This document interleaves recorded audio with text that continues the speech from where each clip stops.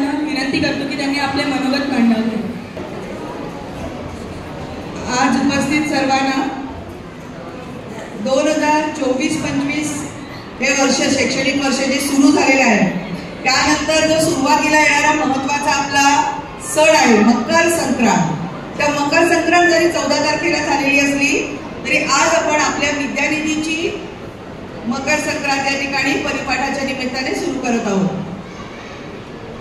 या परिपाठाचं महत्त्व आताच मी संगीत मोदी सरांशी बोलत होते की आमच्या शाळेमध्ये हे जे विद्यार्थी गट आहे हा जो विद्यार्थी गट आहे त्याच्या आम्ही असं मानतो की त्यांची होलिस्टिक डेव्हलपमेंट झाली पाहिजे आणि त्यासाठी म्हणून आमचे वर्ग शिक्षक जे आहेत हे एक विषय घेऊन वर्गातील सर्व विद्यार्थ्यांचा सहभाग त्यामध्ये कसा होईल याच्याकडे सारखं लक्ष देत असतात। त्यालाच आम्ही परिपाठ असं म्हणतो की ज्याच्यामध्ये मुलांच्या वेगवेगळ्या कलागुणांना या ठिकाणी वाव दिला जातो।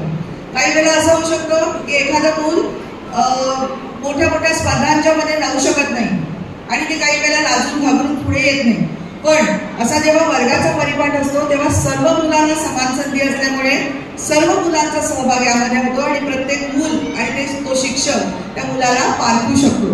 असं हे परिपाठाचं महत्त्व आहे। आपले या वर्षीचे परिपाठ आपल्याला माहिती आहेत आषाढी एकादशी, गुरुपौर्णिमा आणि बाल दिन वेगवेगळे सुंदर एक से एक सुंदर परिपाठ झालेले आहेत आणि त्याच्यानंतर या वर्षीचा नवीन परिपाठ येत आहे मकर संक्रांती इयत्ता 9वी ब। ही जी आमची वास्तू उभी आहे सरांना अर्थातच माहीत आहे, ती आमचे स्वर्गीय मंत्री सर यांच्या प्रयत्नातून ही वास्तू उभी आहे। 14 शाखा आता झालेल्या आहेत। 1956 से ये कंस्ट्रक्शन हुआ है, लेकिन यहाँ पे जो नींव है वो मराठी मीडियम की है और मराठी मीडियम 1956 से लेके अभी 2025 तक जुहू एरिया में भी कायम है। ये सब श्रेय हमारे मैनेजमेंट अर्थात सगळ्यात महत्त्वाचं म्हणजे स्वर्गीय श्री श्रीराम मंत्री सर आणि आमचे संचालक संजीव मंत्री सर यांच्या पाठिंब्याला आणि प्रयत्नांना आहे। आणि याला म्हणतात तसं पाठपुरावा हे आम्ही सर्व शिक्षक गट त्यांच्या प्रयत्नांना दिशा देण्याचं म्हणजे त्यांच्या प्रयत्नांचा पाठपुरावा करण्याचं काम आम्ही करत असतो। आता संक्रांतीविषयी थोडंसं। संक्रांत हा देण्याचा सण आहे, त्यामुळे संक्रांतीसाठी विंदा करंदीकरांच्या या कवितेशिवाय आपण पुढे जाऊ शकत नाही।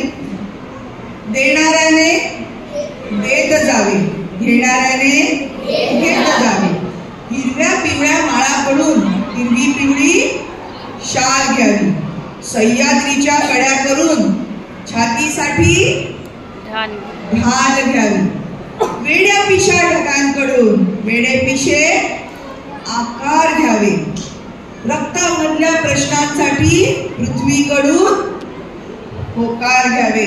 आपले जे काही प्रश्न आहेत पर्यावरणाचे काय त्याच्यासाठी आपल्याला आपल्या पृथ्वी मातेला वसुंधरेला लक्षात ठेवलं पाहिजे। उसळलेल्या दर्याकडून पिसाळलेली आयाळ घ्यावी, हे सैनिकांसाठी ज्याला कोणाला सैन्यामध्ये जायचंय त्यांच्यासाठी या ओळी आहेत। उसळलेल्या दर्याकडून पिसाळलेली आयाळ घ्यावी, भरलेल्या भीमेकडून तुकोबाची माळ घ्यावी, देणाऱ्याने देत जावे, घेणाऱ्याने घेत जावे।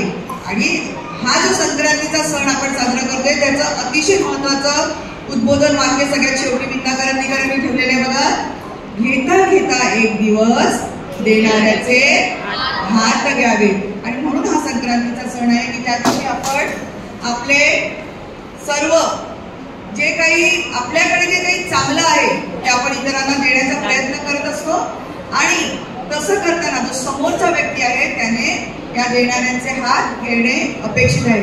असे दोन दाते आज आपल्या ठिकाणी आलेले आहेत, श्री सुराणा सर आणि श्री मोदी सर। या दोन दात्यांचं या खास कवितेच्या माध्यमातून आम्ही पुन्हा एकदा नम्र स्वागत करतो।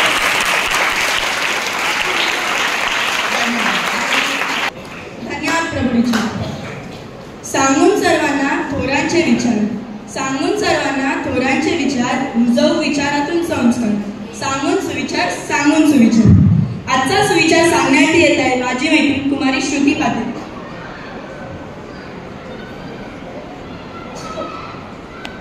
आजचा सुविचार यश त्याच्याच पदरात पडतो जो पराभूत झाल्यानंतरही आपली वाटचाल शांततेने व संयमाने चालू ठेवतो. आजचा सुविचार यश त्याच्याच पदरात पडतो जो पराभूत झाल्यानंतरही आपली वाटचाल शांततेने व संयमाने चालू ठेवतो. धन्यवाद. नवीन दिवस, नव्या उमेदी जरा शोधूया. नवीन लाटा प्रकाशाकडे वाटचाल नाही, अंधाराच्या थोपवल्या. खरंच आजचा दिवस आनंदाने जगायचा असतो, चांगल्या दृष्टिकोनाने जगायचा असतो. आजचा दिवसही असाच आहे. म्हणून आजच्या दिवसाचे महत्त्व दिनविशेषातून सांगण्यात येत आहे. माझा मित्र मानस आणि प्रचूर. चौधराण्यांचे दिनविशेष म्हणजेच मकर संक्रांतीचे दिनविशेष. 1761 मराठे आणि अफगाणी यामध्ये पानिपतचे तिसरे लढाई झाले. दुसऱ्या दिवशी अफगाण्यांचे विजय झाल्यामुळे भारताचा इतिहासाचा चेहरामोहरा बदलून गेला. 1923 विदर्भ साहित्य संघाची स्थापना झाली. 1944 लोकसत्ता हे मराठी वृत्तपत्र सुरू झाले.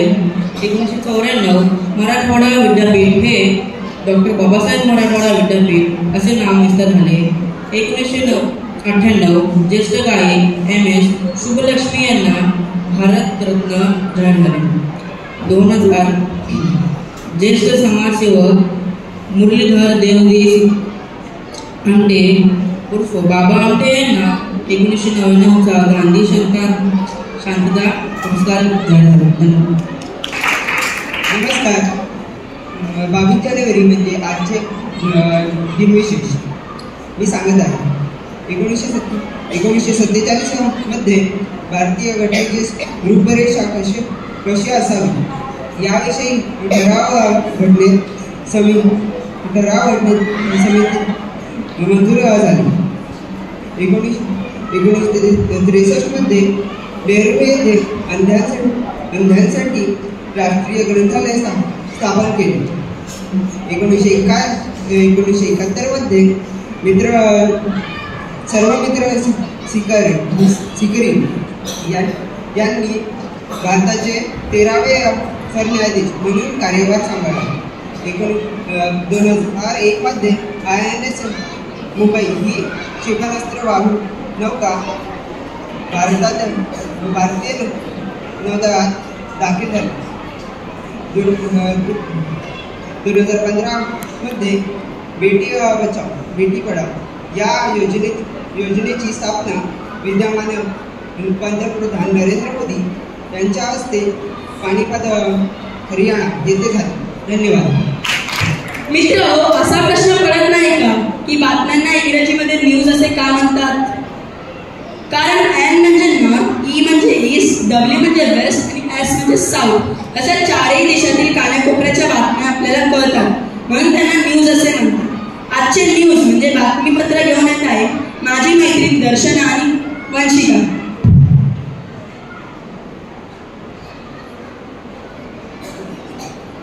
पुण्यात विमानाच्या वाहतुकीचा उपचार तब्बल 208 विमानाद्वारे 33,000 प्रवाशांना सेवा. पुणेकरांसाठी रविवारचा दिवस ठरला ऐतिहासिक. भारतानं सागर हा जगाला मंत्र दिला. कोरोना काळातही भारताने चांगलं काम केलंय. भारत सागर हा जगाला मंत्र दिला. वाक्षेया सहान्य पाणबुडीचा राष्ट्रपद करण्याचं भाग्य मिळालं. जगाचा भारतावरील विश्वास वाढलाय. आपण जगाला वन अर्थ वन फॅमिलीचा मंत्र दिला असं मोदी म्हणाले. नौसेनेला सशक्त करण्यासाठी आपण मोठं पाऊल उचलत आहोत. दोन्ही युद्धनौकांसह पाणबुडी भारत निर्मित आहे.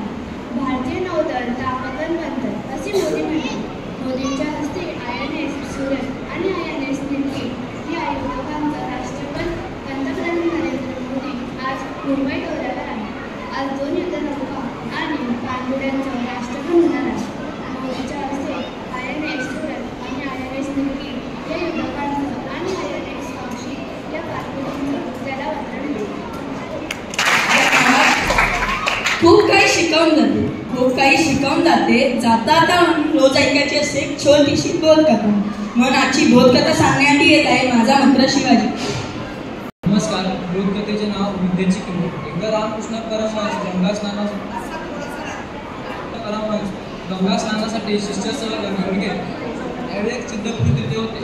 त्यांनी एक चादर पाण्यावर पसरली व त्यावर उभे राहून नदी पार केली. तसेच परत आले व रामकृष्णांच्या एका शिष्याला म्हणाले, तुमचे गुरु असा चमत्कार करू शकतील का? 12 वर्षात तप करून मी ही सिद्धी मिळवली आहे. शिष्याने हे रामकृष्णांना सांगितले. ते म्हणाले, त्यांना सांगा जो हा चमत्कार 2 आणे किमतीचा आहे. शिष्याने हा निरोप सिद्धपुरुषाला सांगितला. तो भक्ताच भडकला. तो म्हणाला, तुम्हा असे म्हणाला तर तुम्हाला भस्म करून टाकेल. रामकृष्णांनी पुन्हा तसेच म्हटले तेव्हा प्रत्यक्ष त्यांनाच सिद्धपुरुषांनी त्याचा अर्थ विचारला. रामकृष्ण म्हणाले, नावाडे सुद्धा 2 आण्यात पेरतीला नेतो, त्याचा इतरांना उपयोग होतो. पण तुमची विद्या ही फक्त तुमच्या पुरतीच आहे. त्या विद्येचा लोकांना उपयोग होत नाही. त्याची किंमत 0 आहे. तात्पर्य, माणसाने आपल्या विद्येच्या कर्तृत्वाचा समाजाला उपयोग करून द्यावा. विद्यार्थी मित्रांनो, आज आपण एक अत्यंत आनंदाचा सण साजरा करण्यासाठी एकत्र आलो आहोत. 14 जानेवारी रोजी मकर संक्रांत हा सण होता, परंतु परीक्षेनिमित्ताने हा सण आपण आज साजरा करत आहोत. हा सण भारतभर विविध नावाने ओळखला जातो. म्हणजे पश्चिम बंगालमध्ये मकर संक्रांती, नेपाळमध्ये माघे संक्रांती, पंजाबमध्ये लोहरी, आसाममध्ये माघे बिहू, मध्य भारतात पोंगल, राजस्थानात संक्रांत अशा विविध नावांनी साजरा केला जातो. तर अशा सामाजिक सणाचे गीत आपल्यासमोर सादर करत आहेत इयत्ता 9वी च्या विद्यार्थ्यांनी.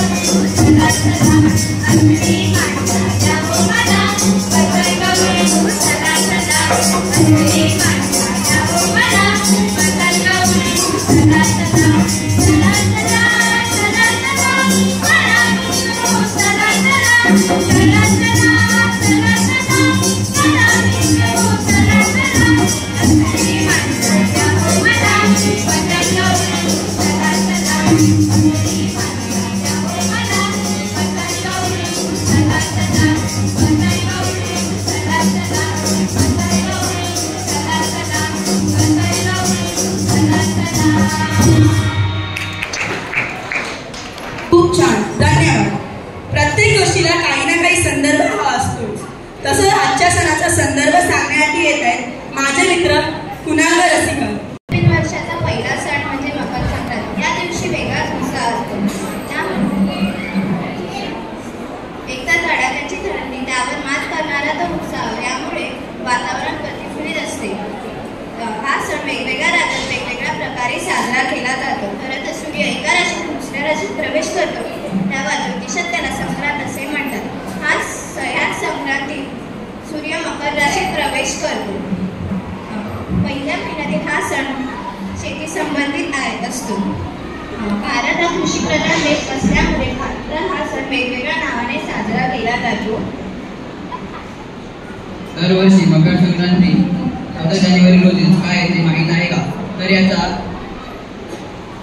याचा कारण असं आहे की आपले सगळे सण हे चंद्राच्या तिथीप्रमाणे येतात, पण मकर संक्रांती मात्र 14 जानेवारी रोजीच येते. सूर्य जेव्हा मकर राशीत प्रवेश करतो तेव्हा तिथे परत येण्यासाठी त्याला 1 वर्ष 6 तास आणि 9 मिनिट आणि 10 सेकंद लागतात, म्हणजे जवळजवळ वर्ष कालावधी लागतो. म्हणून मकर संक्रांती पुन्हा 14 जानेवारी रोजीच येते. दर 4 वर्षांनी इंग्रजी कॅलेंडरमध्ये लीप इयर येतात, म्हणजे वर्षाचे दिवस वाढतात. अशा वेळी मकर संक्रांती 15 जानेवारीला येते. धन्यवाद. आजचा दिवस भूगोल दिन म्हणूनही साजरा होतो. तर भूगोल दिनाची माहिती सांगण्यात येत आहे माझा मित्र विराज. भूगोल हा आपल्या शालेय जीवनातील अत्यंत आवडता पण तेवढाच उत्साहवर्धक दिवस असतो. भूगोल दिन साजरा करण्याची प्रथा ही सुरू केली ती म्हणजे डॉक्टर सुरेश बनसोडे यांनी. पण 14 जानेवारीच का, तर या दिवशी जन्म झाला भूगोल महर्षी चंद्रशेखर ढुंडीदास देशपांडे म्हणजेच उर्फ C.D. देशपांडे यांचं. ते कोण होते, तर C.D. देशपांडे एक भूगोलशास्त्रज्ञ, महाराष्ट्राचे शिक्षण संचालक व दिल्लीपर्यंत नव्हे तर परदेशातही नावाजलेले भूगोलशास्त्रज्ञ होते. त्यांचा जन्म हा 14 जानेवारी 1912 रोजी कोल्हापुरात झाला. मुंबई विद्यापीठात पदवीसाठी त्यांनी इतिहास, अर्थशास्त्र व राज्यशास्त्र असे मूलभूत विषय अभ्यासले. त्यानंतर कॅलिफोर्नियाच्या विद्यापीठातून त्यांनी आपला भूगोल विषयाचा डिप्लोमा पूर्ण केला व महाराष्ट्रातील विद्यार्थ्यांना मानव पर्यावरण सहसंबंधाबाबत भूगोलाबद्दल आवश्यकता असणारी सम्यक दृष्टी प्रदान केली. त्यांचा मृत्यू 14 नोव्हेंबर 1999 रोजी म्हणजेच 87 वर्षाच्या वयात पुणे येथे झाला. ते व्यवहाराने एक लेखक, शिक्षणतज्ज्ञ व भूगोलशास्त्रज्ञ होते. धन्यवाद. देवी संक्रांती आणि संकासुराचे युद्ध आणि अधर्मावर धर्माचा विजय याचे कथा स्वरूप सादरीकरण करून येत आहेत नवी वचे विद्यार्थी. प्राचीन काळात कोण्या एका गावी सर्व गावकरी गुण्या गोविंदाने नांदत होते. सर्व गाव आनंदात होता. अशातच गावात एक विलक्षण, क्रूर आणि शक्तिशाली राक्षस होता, ज्याचे नाव होते संकासुर. त्याच्या नावाप्रमाणेच त्याने पृथ्वीवर संकटांचा डोंगर उभा केला. संकासुराला देवाकडून वरदान मिळाले होते की तो कोणत्याही पुरुषाकडून किंवा देवतेकडून पराभूत होणार नाही. या वरदानामुळे तो अजिंक्य झाला होता. संकासुर आपली ताकद वाढवत गावोगावी घुसघुस घालायचा. तो शेतांवर हल्ला करायचा, नद्यांचे पाणी वाढवायचा, ऋषीमुनींच्या तपश्चर्येचा भंग करायचा. त्याचा अत्याचार इतका वाढला होता की पृथ्वीवरील लोक भीतीने स्वतःचा संसार विसरून जंगलात लपून बसले होते. अरे बापरे, संकासुराच्या दुष्ट कारवायांमुळे देवताही त्रस्त झाले. त्यांनी देवतांच्या यज्ञामध्ये अडथळे आणले, ज्यामुळे पावसाचे चक्र बिघडले. लोकांना भूकमारीला सामोरं जावं लागलं. देवांनी ब्रह्मदेव, विष्णू आणि महादुर्गेची आराधना केली. आम्हाला मदत करा अशी विनवणी केली. ते म्हणाले, संकासुराच्या क्रौर्यामुळे पृथ्वीवर विनाश होत आहे. या विनंतीनंतर महादुर्गेने आपले तेजस्वी रूप धारण केले. डोळ्यात अग्नी, चेहऱ्यावर क्रोध झळकत होता आणि हातात दिव्य अस्त्रे होती. या दिव्य रूपास देवी संक्रांती असे नाव दिले गेले. ती म्हणाली, संकासुराचा वध करण्याची वेळ आली आहे. आता सत्याचा विजय होऊन अधर्माचा अंत होईल. देवीने आपली शस्त्रे हातात घेतली व ती ध्यानस्थ झाली. तिच्यात अपार शक्ती संचयित केली. संकासुराला देवीच्या येण्याचा अंदाज आला आणि तो अहंकाराने हसत म्हणाला, हा हा हा, कोण आहे ती स्त्री जी मला आव्हान देत आहे? मी अजिंक्य आहे, अजिंक्य. संकासुर आणि संक्रांती यांच्यात भीषण युद्ध सुरू झाले. संकासुराने आपल्या शक्ती वापरून देवीला पराभूत करण्याचा प्रयत्न केला, परंतु त्याच्या शक्ती या हळूहळू कमी होऊ लागल्या. त्याने विशाल रूप धारण केले व पृथ्वी हादरवू लागला. त्याने म्हटले, तू मला हरवू शकत नाही. माझ्या वरदानामुळे मी अजिंक्य आहे. आणि हसला. देवी हसत म्हणाली, तुझे वरदान तुला वाचवू शकणार नाही. मी तुझा अंत करेन. मी केवळ देवी नसून स्त्री व न्यायाचे प्रतीक आहे. असे म्हणून देवीने संकासुराचा वध केला. देवीने स्त्री रूपात त्याला पराभूत केले. त्याचा वध होताच पृथ्वीवरील अंधकार दूर झाला आणि प्रकाश पसरला. संकासुराचा वध हा दिवस हा मकर संक्रांती दिवशी झाला, म्हणून आजचा हा दिवस अधर्मावर धर्माच्या विजयाचा सण मानला जातो. निसर्गानेही या विजयाचे स्वागत केले. संकट कितीही मोठे असले तरी धैर्य आणि सकारात्मकतेने त्यावर मात करता येते, हे या सणातून समजते व नवीन ऊर्जा, नवीन प्रेरणा मिळते. धन्यवाद.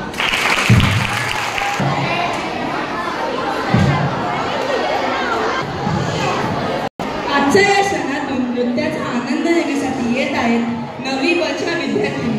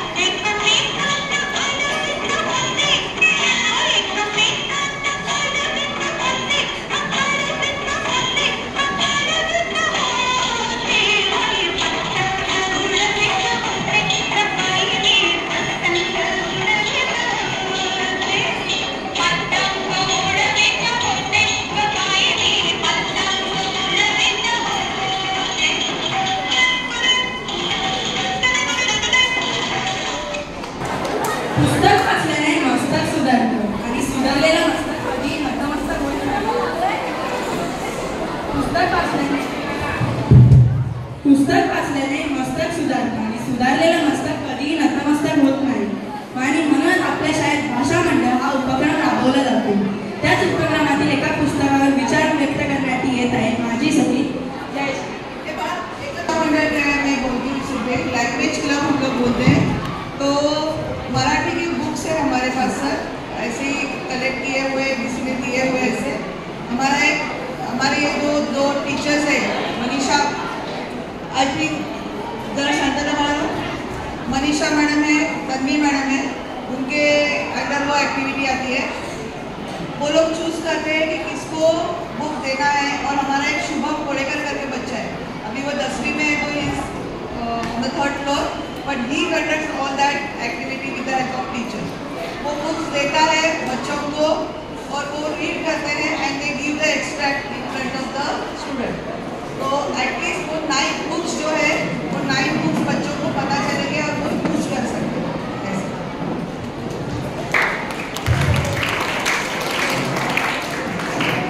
मंजिलें उन्हीं को मिलती है जिनके सपनों में जान होती है, इन्हीं पंखों से कुछ नहीं होता, हौसलों से उड़ान होती है।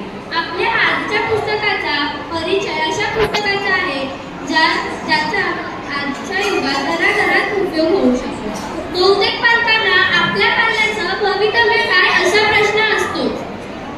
आपण सर्वांनीच हे वाक्य ऐकलं असेल, लाईफ इज अ रेस, आणि जो या रेसमध्ये मागे पडतो तो कायम मागेच राहतो, कारण पुढे येण्याचे ना त्याच्यात धाडस होते ना त्याला समाज पुढे येऊ देतो। मग अशा समस्या जर पालकांना आणि शिक्षकांना भेडसावत असतील तर त्या नेतृत्व प्रकाशनाचं अरुण शेवते लिखित नापास मुलांचे प्रगती पुस्तक हे पुस्तक नक्की वाचावं। पुस्तकाचा मुखपृष्ठ अतिशय आकर्षक आहे। पुस्तकावर मी शांताराम, किशोरी आमोणकर, डॉक्टर श्रीराम लागू, अमिताभ बच्चन, शाहरुख खान अशा दिग्दर्शकांचे चित्र आहे। सोबतच त्यावर बरोबरचं चिन्हही दिसतं। मग ही सर्व मंडळी ज्यांना संपूर्ण जग ओळखते ती परीक्षेत नापास असून बरोबर कशी याचं वर्णन या पुस्तकात आहे। आपल्या सर्वांच्या बालपणात किंवा पौगंड अवस्थेत असा एक क्षण येतो की एक खिडकी अचानक उघडते आणि सारा भविष्यकाळ आत येतो। म्हणजेच आपल्या पालकांनाही आपल्या पाल्यासाठी अशीच एक खिडकी उघडण्याची वाट बघावी लागणार आहे। लेखक अरुण शेवते यांनी यासाठी स्वतःचा मनोगतही व्यक्त केला आहे। त्यांनी अमिताभ बच्चन पासून ते न्यूटन पर्यंत अनेक रथी महारथी कोणकोणत्या बाबतीत नापास झाले आणि याचाच उपयोग करून ती समाजात कशी नावारूपाला आली हे थोडक्यात सांगितलं आहे। मनोगतात लेखकाने स्वतःची व्यथाही मांडली आहे। 12वीच्या परीक्षेत जेव्हा लेखक नापास झाले तेव्हा त्यांचे शिक्षक त्यांना म्हणाले, आमच्या तोंडाला तू काळं फासस। लेखकांच्या मते त्यांना लागलेली ही सर्वात मोठी ठेच होती, पण त्यांच्या आईने त्या काळात त्यांना समजून घेतले आणि ज्या गोष्टीत त्यांना रस होता त्या गोष्टी ते पुढे आले। शिक्षणातून आपण ज्ञान मिळवतो आणि आपल्याला जगाची व्याप्ती कळते, पण जगण्यातून आपल्याला व्यवहार करतो आणि आपल्याला जगण्याचे भान येते। फक्त शिक्षण पूर्ण झालं म्हणजे मूल मोठं होतं तर असं नाही, त्याने आपल्या आयुष्यातील जगण्याचा आनंद शोधला पाहिजे, तरच तो जगज्जेता होऊ शकतो। हे या पुस्तकातून जाणवतं।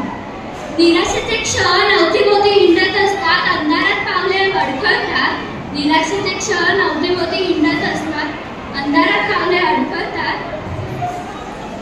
त्यातून बाहेर पडण्यासाठी नापास मुलांचे प्रगती पुस्तक वाचा। तुम्हाला नवी दिशा मिळेल, जगण्यासाठी बळ लाभेल।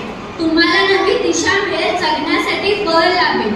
तो महाकवी सांगतो, तारुणाच्या गुरमीत तुम्ही वेळेचं उधळमाधळ करता, नंतर तोच काळ तुम्हाला कुरतडून टाकतो। म्हणजेच वेळेचे महत्त्व वेळीच जाणार, वेळ उधळू नका। तुम्ही आम्ही ठरवलेले स्वप्न पूर्ण करण्यासाठी मी जाता जाता एक कविता सादर करतो। जे अशक्य आहे ते स्वप्न पाहायचंय मला, जे अशक्य आहे ते स्वप्न पाहायचंय मला। ज्या शत्रूचा कोणी पराभव करू शकत नाही त्या शत्रूला जाऊन हरवायचंय मला। ज्या ठिकाणी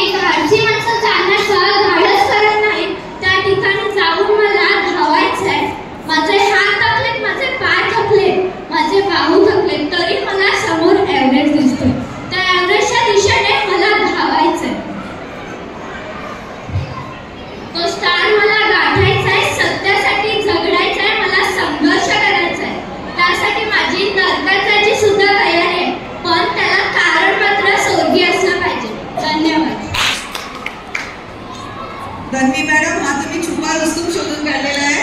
खूप छान. खूप खूप कौतुक बाळा.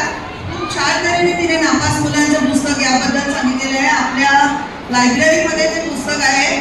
आता तिने सांगितलं तसं ज्या व्यक्ती नापास झाला असा शिक्का त्यांच्या डोक्यावरती बसलेला होता, त्या व्यक्तीने आपलं व्यक्तिमत्व कसं घडवलंय आणि आज आपण त्यांना वेगवेगळ्या क्षेत्रातले आदर्श कसे मानतोय, त्यासाठी एक उत्तम पुस्तकाची आम्हाला जाण आज जयश्रीने करून दिलेली आहे. जयश्रीचं खूप खूप कौतुक.